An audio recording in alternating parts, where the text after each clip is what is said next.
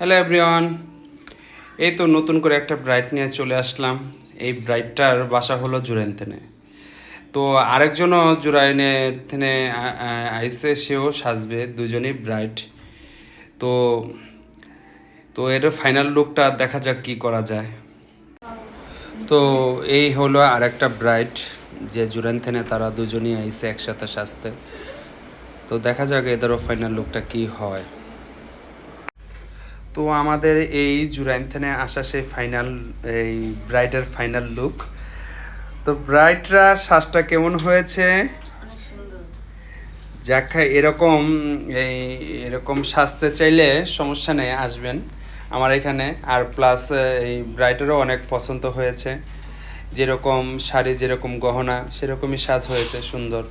তো এরকম যারা যারা সাজতে চান সমস্যা নেই, আমার পার্লারে চলে আসবেন, পিকলুস মেকওভারে।